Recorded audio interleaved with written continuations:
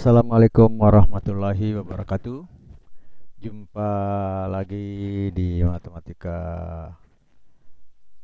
Peminatan untuk pertemuan yang kedua. Jadi ini kita lanjutkan tentang fungsi maksimum dan fungsi minimum.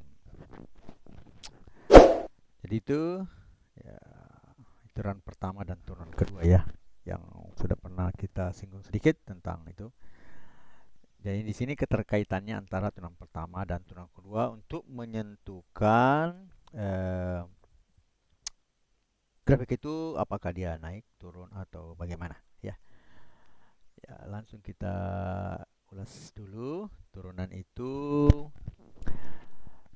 berdasarkan apa yang telah kita pelajari sebelumnya tingkatan ya. Sebelumnya di tingkatan sebelumnya. Turun adalah pengukuran terhadap bagaimana fungsi berubah seiring perubahan nilai input. Jadi ada namanya delta. Delta itu perubahan ya. Nah, perubahan bagaimana fungsi berubah ya, atau y-nya berubah, delta y bergantung pada delta x. Seiring perubahan input. Jadi perubahan inputnya adalah delta x, kemudian perubahan fungsinya itu adalah delta y. Atau secara umum, turunan menunjukkan bagaimana suatu besaran berubah akibat perubahan besaran lainnya. Karena besaran X-nya berubah, maka besaran pada Y-nya juga berubah. Dalam prosesnya itu disebutnya diferensiasi, terdiferensiasi, turunan. Ya, jadi terdiferensiasi prosesnya ya. Delta X, delta Y per delta X. Hanya turunan yang sudah kita pelajari dalam X itu turunan jelas per X. Nah, sin X, turunannya adalah cos X turunannya adalah min sin. Nah, dan tangan X turunannya secant kuadrat X. Nah, kita bisa dikatakan tadi delta Y per dx ya, atau Y aksen adalah simbol untuk turunan pertama. Sedangkan D2 D pangkat 2 ya, kayak pangkat D2Y per dx kuadrat. Nah, itu atau disebut Y aksen 2 adalah simbol untuk turunan kedua. Turunan pertama. Misalnya Y merupakan fungsi dari X, atau dapat ditulis juga Y sama dengan Fx. Turunan dari Y terhadap X dinotasikan sebagai berikut. Ada Y, seperti yang di atas ini ada Y, adalah limit ya, delta X, inilah delta X, delta Y per delta X. Limit dari fungsi X ditambah delta X dikurang Fx per delta X. Nah, ini di ada ya, dengan menggunakan definisi turunan, barumusnya itu CY sama dengan CX pangkat N. Dan ada juga Y sama dengan C, di mana C elemen real, maka ada Y per dx sama dengan 0. Sudah dipelajari di turunan pada pertemuan sebelumnya, sudah di kelas sebelumnya ya. Jadi kita lihat ya, Y cuma C X pangkat N, jadi Y kurang per dx sama dengan C kali X, N kurang 1. Sama saja kalau misalnya X pangkat A atau A X pangkat N, berarti N dikali A X N pangkat N kurang 1. Ini pakai C, sama saja ya, ini adalah konstanta. Kalau Y sama dengan C, maka turunannya adalah 0. Kalau dia konstanta, turunannya adalah 0.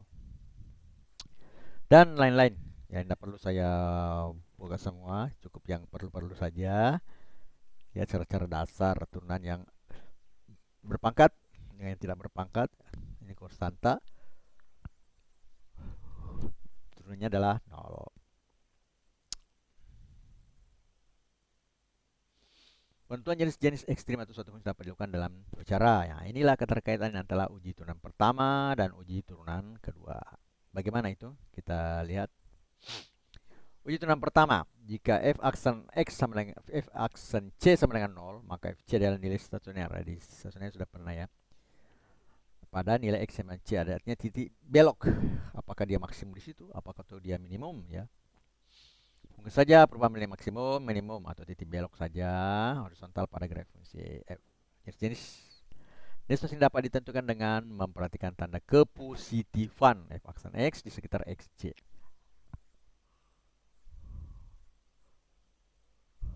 Fx mempunyai nilai balik maksimum jika fc Jika f(x) berganti tanda positif menjadi negatif saat melalui 0. Fx mempunyai nilai minimum Fc jika f(x) berganti tanda dari negatif menjadi positif saat melalui 0. Nah, jadi pada saat kita sekitarnya itu, kita bisa melihat apa kalau dia berubah dari positif. Kalau dia positif, berarti dari positif menjadi negatif, berarti melalui 0 itu adalah maksimum. Sedangkan f(x) minimum berganti tanda negatif menjadi positif melalui 0. Fx menjadi belok pada horizontal jika tidak berganti tanda. Artinya ya, setelah di sekitar 0 itu sama-sama tandanya. Kalau di sebelumnya plus, kemudian seharusnya plus lagi. Nah, coba kita lihat ya di bawah. Fx mempunyai nilai balik maksimum di titik ekstrim C, Fc. Nah, ini dia. Kalau dia f(x) lebih besar 0, nah, maka dia naik. F(x) lebih kecil dengan C pada C ini 0, maka dia naik. Nah, ini sekitarnya. Kalau dia naik, kalau misalnya sekitar 0, kalau dia naik, berarti fungsi X-nya ini naik, kemudian diam, kemudian di f(x)-nya di setelahnya turun. Jadi positif menjadi negatif berarti dia maksimum. Naik, diam di sini adalah maksimum, dan turun fx. Jadi ini maksimumnya.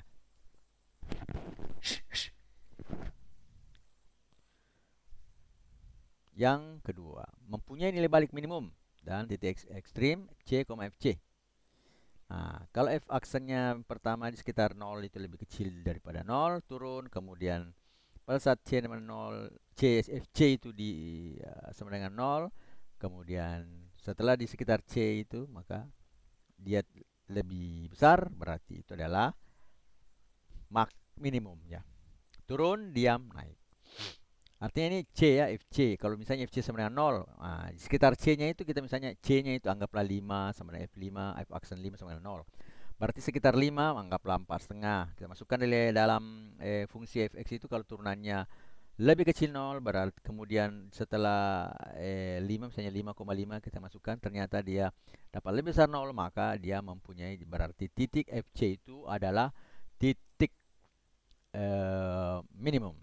Nah, sedangkan kalau yang tadi ya, nah ini kalau misalnya dianggap di sini Fc, C-nya misalnya fungsi tersebut kalau kita masukkan misalnya nilai 3, hasilnya 0, maka di sekitar 3 kita bisa uji misalnya 2,5.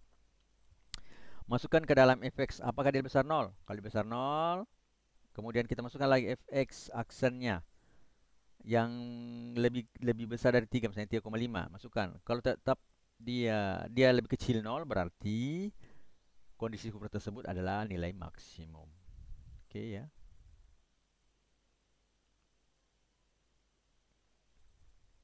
Nah, sekarang untuk yang nilai yang tetap. Kalau dia naik, misalnya f aksennya, misalnya dia anggap di stasionernya di fc sama dengan 0, anggap 5 sama dengan 0. Kemudian kita masukkan, anggap jangan panggil 5 karena sudah pakai di atas. Anggaplah f2 ya. F2, f aksen 2 sama dengan 0. Berarti kita uji di sekitar f2. 2,5. Kalau dia lebih besar daripada 0, berarti tetap. Tetap lagi daripada 0. Lebih besar lagi setelah 1,5 dulu ya, karena dia lebih kecil daripada 2. Kemudian lebih besar daripada 2, misalnya 2,5. Kalau kita masukkan tetap naik, berarti dia grafiknya naik, diam, naik. Berarti grafiknya dia naik, diam, naik, diam, naik. Jadi ini ada ya, ekstrim nilai, punya titik balik horizontal. Ya. Selanjutnya, nah, ini juga. Kalau misalnya kita masukkan f aksennya turun, artinya minus ya, lebih kecil daripada 0. Kemudian setelah titik yang lainnya, titik yang dianggap sebagai titik stasioner itu, dia juga lebih kecilnya sebelum dan setelahnya sama, artinya lebih kecil daripada 0, maka dia adalah fungsinya turun ya. Turun, diam, turun. Jadi itu bentuknya. Tadi naik, diam, naik. Jadi dia mengarah ke kanan. Kalau ini dia mengarah naik ke kanan. Kalau ini dia turun ya, turun ya. Turun ke kanan. Nah, sekarang setelah kita lihat tadi turunan pertama ya, dengan cara seperti itu, F aksennya kalau dia diuji di sekitarnya. Nah, jadi harus pakai dua pengujian, yaitu titik sebelumnya dan titik sesudahnya, agar kita tahu bahwa dia adalah apakah fungsi minimum ataukah fungsi maksimum ataukah titik belok. Karena titik belok ada dua, ada yang naik terus, ada yang turun terus. Nah, kalau dengan uji turunan kedua sangat diperlukan untuk menentukan titik belok suatu kurva. Ujian turunan kedua penentuan jenis ekstrim didasarkan pengamatan f aksen c di sekitar xc diperoleh f aksen x, maksudnya c di situ sama dengan 0. Uji turunan kedua diperlukan untuk fungsi polinomial berderajat 3 atau lebih. Nah, kalau misalnya pangkat 2 ya seperti itu tadi. Kalau pangkat 3, nah inilah gunanya dari uji turunan. Misalkan fungsi f kontinu dan differentiable dapat diturunkan dalam interval memuat x sama dengan c. Turunan pertama adalah f aksen x, sedangkan turunan kedua adalah f2 aksen x pada interval i. Jadi ada interval. Serta f aksen c sama dengan 0 dengan f adalah nilai t stasioner. Yang jelas ada f aksen dia sama dengan 0, berarti itu adalah titik. Apakah dia maksimum minimum ataukah dia titik belok saja, kita belum tahu. Nah, dengan penjelasan dari turunan kedua, maka kita bisa katakan jenisnya adalah maksimum, minimum, atau bukan.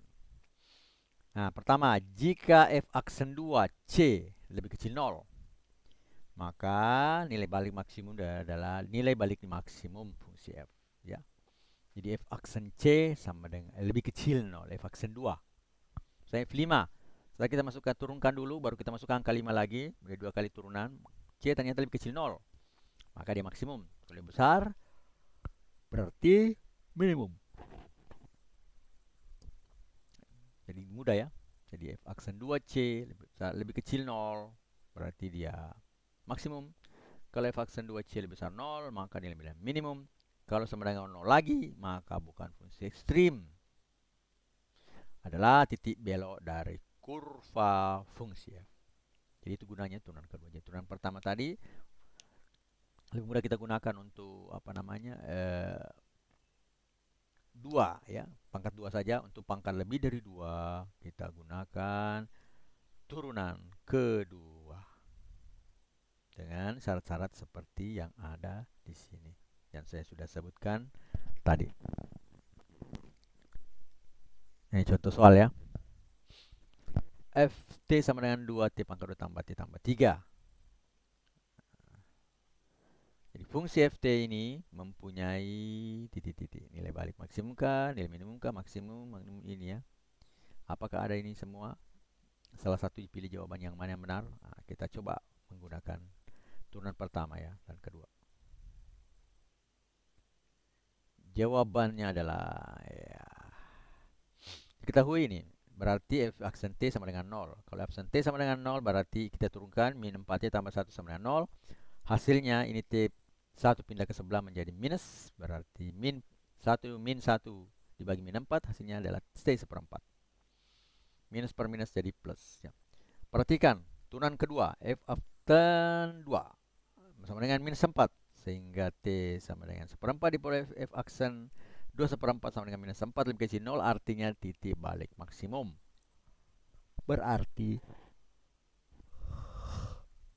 nilai balik maksimum f tercapai pada t sama dengan seperempat. Jadi seperempat dimasukkan dalam rumus yang ini. Yang jelas kita tahu jenisnya bahwa dia adalah maksimum, maka ditahu nilai maksimumnya seperempat adalah 3,125. Jadi fungsi ft min 2t kuadrat tambah t tambah 3 mempunyai nilai maksimum, yaitu y sama dengan 3,125. Jadi jawabannya adalah C ya. Jawabannya adalah C. Y sama dengan 3,125.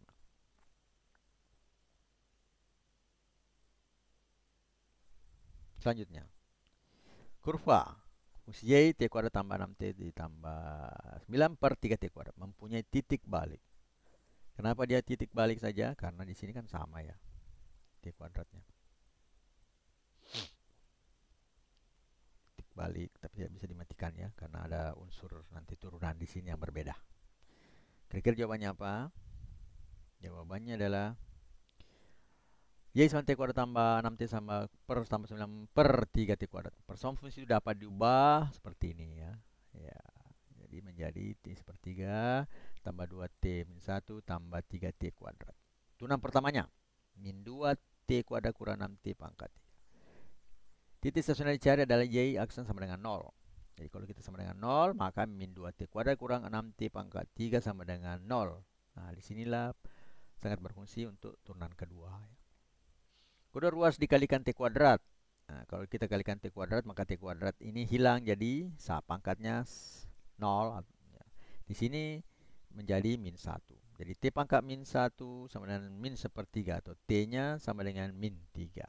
Jadi dia mencapai 0 pada saat T sama dengan min 3. Substitusi T3 pada Y, kita peroleh. Dapatnya Y sama dengan 0. Kan? Titik baliknya. Untuk menentukan titik baliknya, maksimum atau minimum, gunakan turunan kedua. Nah, kita masukkan turunan kedua.